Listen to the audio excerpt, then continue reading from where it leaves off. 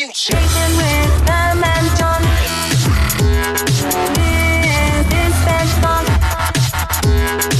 Welcome to SPEDTalk with Pam and John, also known as The Calm. before the storm. Our purpose is to elevate the conversation and amplify special education resources. And our why is all about the kids. You know, Pam, there are so many organizations and people around Texas who are just making it happen for kids with disabilities. So let's make this a platform to celebrate their efforts, because special education is about making the impossible possible.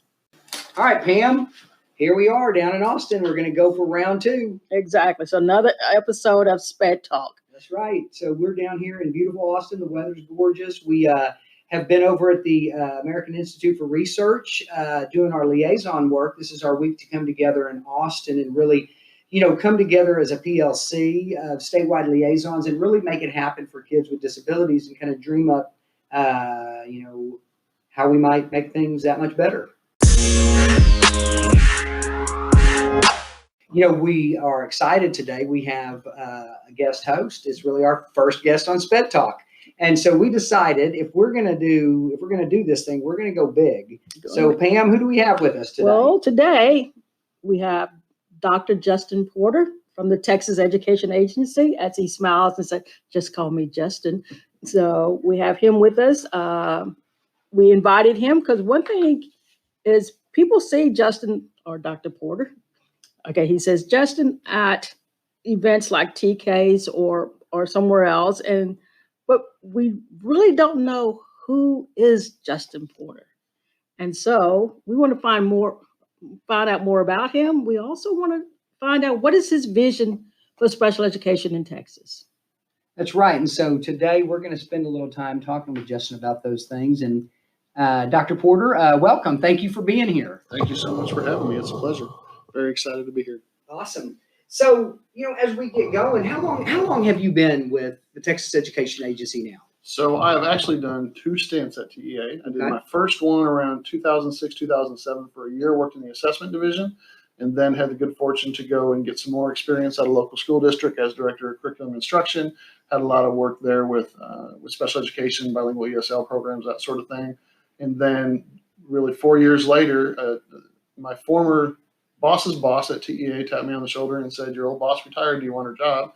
And so I came back to TEA and worked in the assessment division for another few years, working with assessments for special populations. So special ed, assessments for special ed students, English learners, that sort of thing.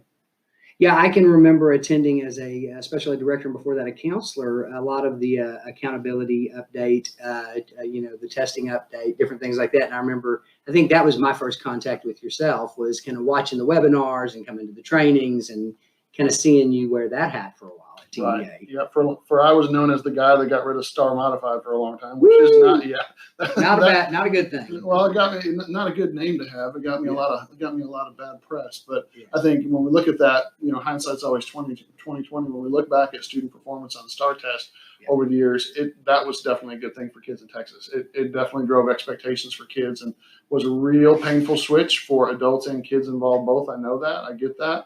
But I think at the end of the day, we're doing more things for kids than we would have been otherwise, which is a good thing. Well, I would agree with you. So moving from state assessment to special education. So what has been the biggest challenge? The biggest challenge, well, the work is the work itself. The day-to-day is completely different. The assessment work is all about publication, creating tests, and making sure that they're psychometrically in line. And psychometrician is a word. My first day on the job, about 8 years ago, I had to look that word up in the dictionary because people kept throwing it around. I had no idea what it was, but spent a lot of time actually in the publication world, working with publishers and all of that, which was really eye-opening for me.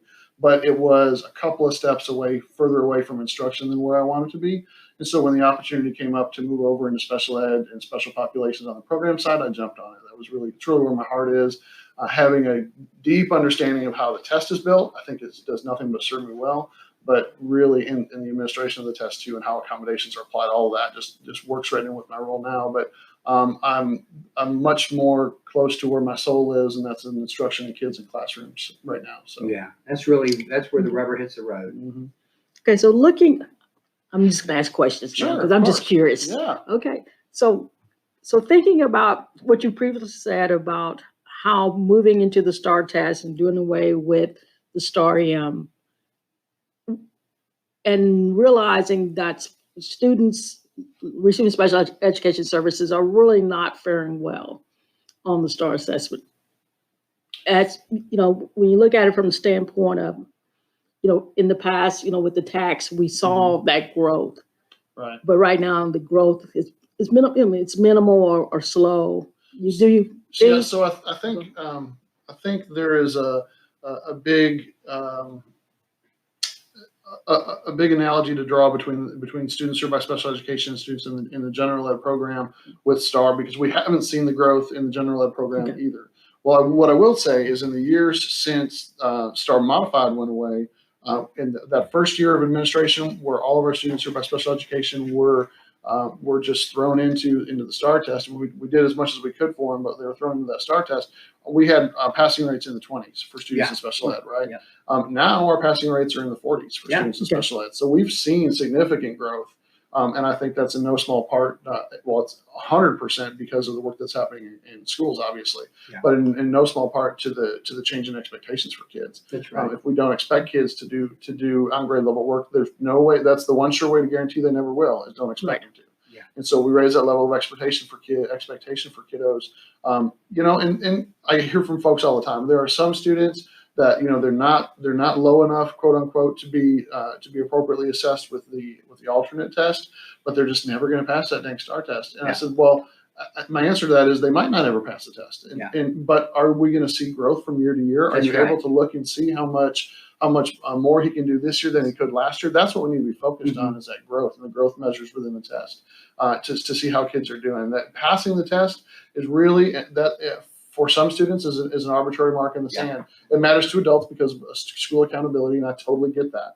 But as school leaders, it's our job to focus parents and students on growth rather than on this, did you meet this bar or not? Yeah. For kids, some kids are going to get to that bar. Some kids are on a trajectory to get to that bar in a couple of years. Some kids are probably on a trajectory to not make it to that bar at some point. We know that. But focusing them on the growth they're making every single year is really where we need to be to keep things rolling and to keep folks motivated to reach for it every year and keep those expectations high for them. Yeah, you know, I agree with that, Justin. I think that when you consider the standards, if you will, that we have, the expectations for kids, whether they be students with special needs, whether they be general ed students, you know, having those high expectations, we have the framework for that, right? We have our state standards, we have the TEKS, and we have the vertical alignment. We have the pieces now in place that, quite frankly, for many years, we did not have. You know, there was a lot of time that I spent as a director, and before that as a counselor and then a teacher, where I felt like we were being called on to do certain things, but we really lacked the resources we needed to be able to implement, to be able to put that to action. And I think, you know, the thing that I like to see is that now we're not just talking about raising the expectations. We now have the resources in many instances to actually turn that into action. Yes, sir. So, and I think all of that, when you really look at the transition from the modified to the general STAR, you know, and then even when I go out and work with schools in Region 12, I talk to them a lot about making sure that student is on the right test for that student, right? And that just doesn't mean the alt versus the regular STAR, but, you know, the accommodations, the suite of resources that are built into it. You know, how well are our adults implementing those resources in the classroom daily, those practices, so the kids, and then allowing and preparing kids to have access to those on the STAR test, on the day of the test. And so, you know, I'll quote somebody that that presented at Region 12 a couple of years ago. His name is John Wink, and he talked a lot about how we need to replace the P word, right, the password, with progress, because, and he was kind of talking about where this accountability system is going. He was talking about, from a superintendent's perspective, about how do we keep our districts from slipping and staying ahead of you know, the progress that's going on, and really the accountability system. And his whole point was that it's no longer about passing a test; it's about every child making progress within their potential. And how are we either lending our efforts to that, or are we inhibiting that through our actions? Sure, So, for sure, absolutely. So what you're saying and what John is saying is that we really should be looking from a growth mindset. Absolutely. That it's not about the P word, passing. It's really about our students making progress, and being able to communicate that progress to the parents and also to the students who are, who are struggling, and especially if they're taking the test more than one time, one administration, more than like several administration, and they're like, why am I doing this when I'm not able to pass? Right. Yeah. Yeah. The notion that there's too many high expectations or high stakes is a better word for students at the student level on passing or failing that test. Like, we need to keep in mind that in most cases, the IEP team or ARD committee determines whether or not those are appropriate expectations for that individual student. And so, that shouldn't get in the way of us holding the students to as high of an expectation as we possibly can, to move them forward. Just because, like I said before, the surest way to ensure a kid's not going to do well is to not expect much from them. Yeah, that's a great point. We could talk about, education, and I imagine we'll get back to some of that. Justin, I wanted to ask you a question, and this may seem silly or what's the point of it, but I think it is important. Just hang on, really Justin. Get to know. This is my first rodeo. The man, Justin Porter. So would you share something just off the cusp, something that you are passionate about outside of education, something that you enjoy doing, something that I don't know, that you just find joy in, that outside of education? There are a few things. As all of us do, everybody in education, I don't know anybody that's dedicated in education and works 40 hours a week. We all work way more than that. But whenever I do get a chance, I really enjoy international travel. And I'm not a 5-star resort guy. I'm a camp in the middle of the Western Desert in Egypt on top of a sand dune and listen to the jackals howl and see the stars, that kind of thing. I've done that a couple times. I've been to Tanzania, I've been to Kenya, took my nephew to New Zealand last year, just, and do all this on a really thin budget and just make it work. But that's definitely something I'm passionate about. And if you have ever seen me and seen my profile, you know that I'm passionate about food. I love to cook. I love to have folks over and barbecue and sit on the back porch and pick guitars and hang out and that kind of stuff, like anybody else, I guess. But, absolutely. Okay. So my question for you, which is not a personal, I guess it is a personal question, is as a lifelong special ed teacher, educator, what is your vision for special education in Texas? So really, it all comes back to, for me, it comes back to, first of all, finding every kid that we need to find. Like, there should not be a barrier to participation in special education if a student needs those services and has that disability. We just need to do whatever we can, excuse me, to make sure that there are no barriers to participation in the program if you are eligible for it. And so I see, just anecdotally talking to districts across the state and talking with the liaisons and other folks at the ESCs and even folks, our friends in the advocacy community, we are seeing a change in child finding the way we operate in the state of Texas, and that's encouraging to me. But that's the number one. We got to find kids, and then and making sure that we are serving them in the absolute best way possible for that student, with the goal of having the highest expectations that are and some people want me to caveat that with saying that are reasonable for that student, and I don't. It's just high expectations. Expect those kids to hit the stars and then champion them when they hit the moon. I mean, have those high expectations for students. Provide districts and charter schools and teachers with the resources that they need, the technical assistance that they need to make it happen, removing barriers. So for me, it's all about finding the kids and then teaching them, teaching them, Yeah. and making sure that they learn. Okay. Do you, would you elaborate a little bit on your thoughts regarding this liaison project? I know you've been integral in the work that we've been involved in, but also kind of the evolution of our roles over the past few years. We did something kind of unique here in Texas with the liaison roles. We have, and so Texas does a lot of things that other states would call unique just because of our size. That's because we're Texas. And we're Texas, first of all. First and foremost, we do things how we want here in Texas, and it's the right way. But we, with trying to get the most out of, well, let me back up just a little bit. For years and years, TEA was very much a regulatory agency. Right. We very much just regulated things. We did not provide much leadership or guidance to LEAs. We have 1,207 independent school districts in Texas, independent local education agencies in Texas, who we don't have as much authority to tell what to do as they do in other states. And I think that's great. I think that's great for our kids that we have independent local education agencies. That's local control. I'm a firm believer in it. but at the same time, the state holds some responsibility there to support and to lead and to provide guidance and make sure that our kids are getting exactly what they deserve and what they should have access to. And so the way that we do that, and one of the ways that we've changed over the last, and this has been in Commissioner Morath's tenure that this change in the agency has really come about, is that we start to provide more guidance and supports to LEAs without being the thou shalt, you have to, but like more things around what are best practices, how are we going to organize our supports around these best practices, and what does TEA recommend that you do, that with that space that we're stepping into where we haven't been in the past as much. And so I say all that to say, with Texas as big as we are, both population-wise and geographically, TEA can't do that without leveraging the educational service centers, regional service centers. They're integral to making wide sweeping changes across the state when it comes to education with regard to how LEAs are supported and ultimately how students are served in classrooms. And so we have worked very closely with ESCs. The special ed team has had a really great relationship with the regional ESC directors for years.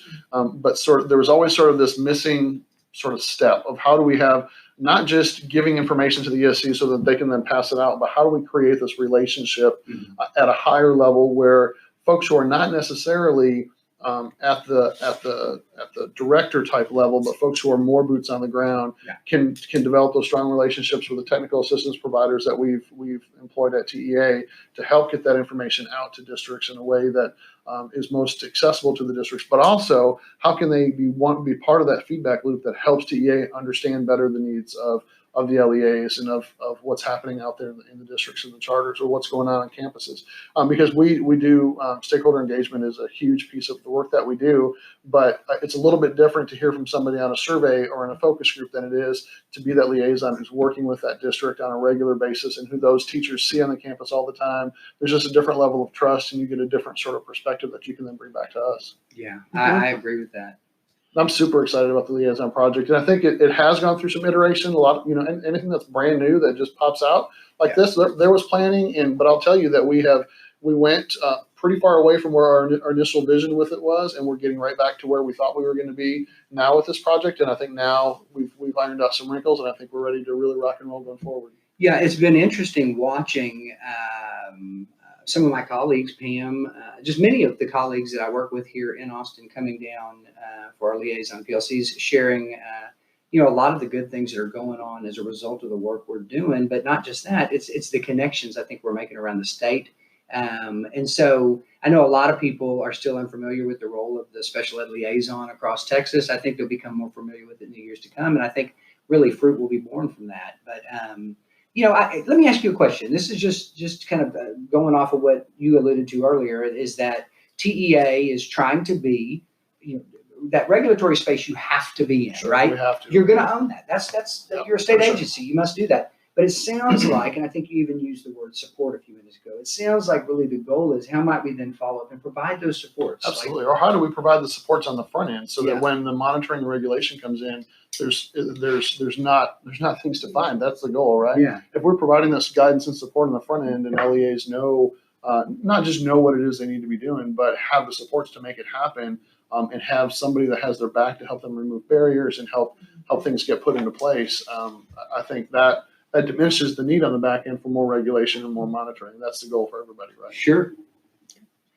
So I have one question, just kind of summing it up in my own head, is that looking at your child, what you said about child find and making sure we are serving kids, all kids that need services, all students, children that need services. As a parent who have struggled with getting services in the state, what would you say to that parent today? Well, so I talk to parents who've had that trouble all the time. We hear from them through lots of different venues, and I have several that I engage with regularly.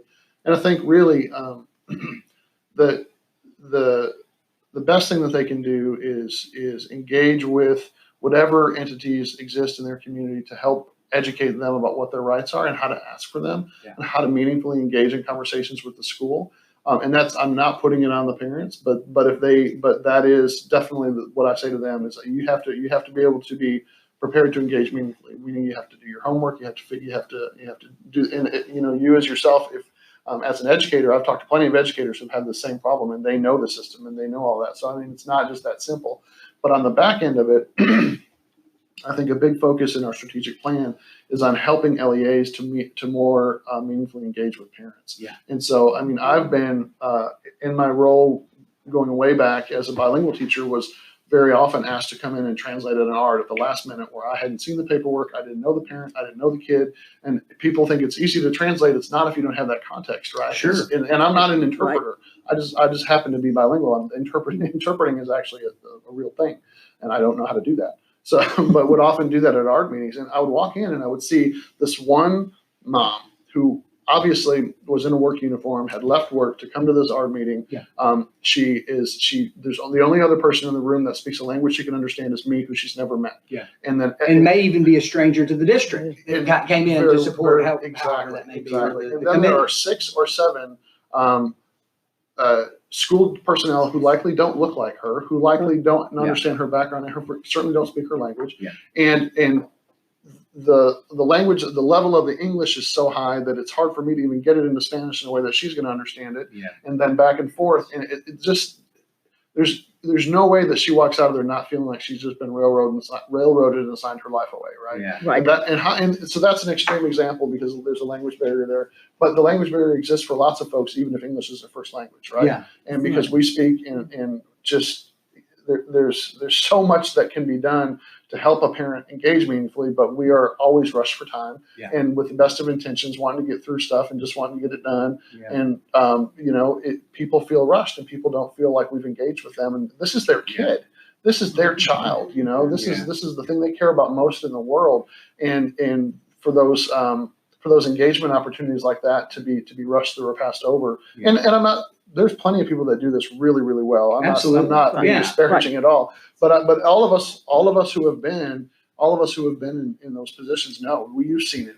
Everybody who's been in special ed has seen that happen to a parent once, one way or another. Yeah. And so helping districts to really recognize that and how much better off they will be by putting some time into the process and training folks up and making sure that the process is really engaging for parents and that parents are able to engage meaningfully in that process, pointing them towards resources, making sure they walk in, able to walk out, having feel like they've been part of the discussion and made an educated decision about something. Yeah. Okay.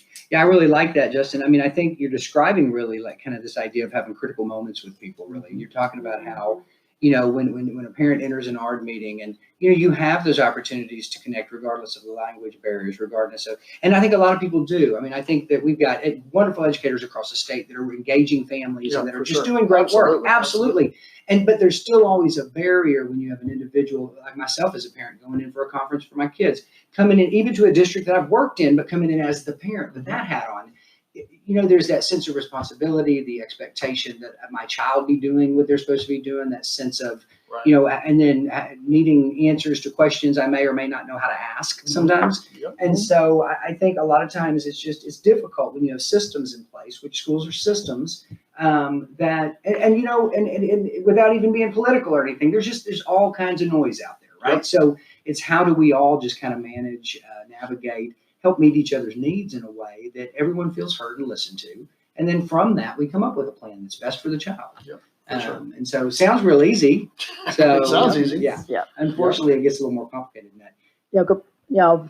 Going back, and Justin probably doesn't know this, but the first parent survey that was done from the agencies was in 2003, which in my former life, I was over the parent network. I was teaching 3rd grade in Pasadena. We didn't ask that question. And so the question. I had hair on my head. Oh, yeah. So why did I bring this up? You went there, Pam. I went there. But the issue was, it was the first survey because the agency didn't have any information. Yeah, data. The data was missing. Yeah. And one thing that survey revealed, it was in 2003 or 2013. I'm off. Okay. No, it was 2003. It was 3. It was 3. It thought it was 3. It was 3. It was 3. Come think about it. Yeah. Oh, wow. But from that survey, the information that came out, what parents said was they didn't feel valued or honored, and that what they wanted to feel when they went into the ARD meeting was that schools cared about their kids, and that they cared about them, and that they valued their opinions. and that they just want to feel some level of respect. Yeah. And that's going back, yes, to 2003. Right. Yeah. And so I think we're still fighting that battle. Yeah, absolutely. And I think I think it has less to do with do schools care about kids? Do schools care about Yeah, parents? of course they do. They Right. absolutely do, right? Yeah. But there's just a method to engage with families that makes them walk out of there really knowing that, right? Yeah. Because Right. folks on campuses, I know that they're busy. I know that poor assistant principal who also, as one of her assigned duties, is in charge of special ed, has to be at every ARD meeting. Yeah. That's just one thing she's got to worry about all day long. Yeah. And everybody's got to just get through this. They've got lots of work to do, and it's hard and it's easy to lose sight of making sure that people feel how we need them to feel when they walk out of there. Because you can, every time you engage with a parent, you have a chance to either make an advocate or an adversary every single time. And if you are able to make an advocate out of that parent, the word's going to spread. And that's what we want, right? Yeah, everyone has emotions. Everyone has an ego. Everyone has For needs, and I think that, I feel like at the ESCs, the better we take care of our schools and the better we take care of, the staff that we support and just all the wonderful educators that are out there, the more capacity they have then to turn and do the same. And I think any system is that way, right? We depend on, just like the ESCs and the LEAs depend on TEA really for guidance and support and those relationships, because it's, while ESCs are not regulatory, a lot of information funnels through the Absolutely. ESCs in a state the size of Texas. And Yeah. so, and ESCs do an amazing job of that. I think now just being challenged, just like schools are, to go that next step to really strengthen those relationships, to follow up on impact. All of those things that, how are we moving the needle for kids is a conversation that's not just going on at TEA, right? This is happening in my own child's third grade class when she comes home and says, Dad, I'm 2 more points right on my assessment, and I'm going to be at meets, or I'm going to be at masters, and because I have young children that are still in the system, and to me, it's so easy to get caught up on, I wish we didn't have a test. I wish it tested what it was supposed to. I wish we didn't. Right. We're talking about educating kids and having standards. And if you do what's right by kids every single day and you provide high quality instruction for all the kids in your system, you're going to get out good outcomes, right? I mean, that's what it comes down to. Yep. Maybe we're making it too complicated. So on that, Pam's giving me the hand. She's waving me like, John, you're rambling, you're spooling again. So remember. Anyway, Pam. Okay, I think we're gonna wrap this up. All right. Well, thank you all so much. Thank you for inviting me coming today. in, Justin. My pleasure. Anytime. Okay. I look forward to having you back, Justin. I hope that we can sit down and talk again in the future. If we get the opportunity to, I think it'd be awesome to have you back in and allow people to kind of hear your vision and how the work's come along. Just let me know. Okay. All right. Thank Well, you so thank you. much. Thanks. Awesome.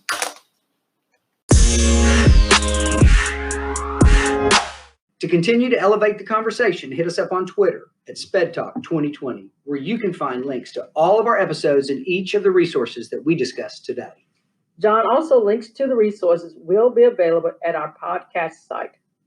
And if you found these resources helpful, be sure to share them with a friend, because information should always flow through us, not to us. That will do it for this episode of SPED Talk. And remember, courage creates culture and kindness keeps us connected. Until the next time, I'm Pam, And I've been John. and this is SPED Talk. Elevate the thunder. Living in the moment, and the moment is the future. Speaking with Pam and John.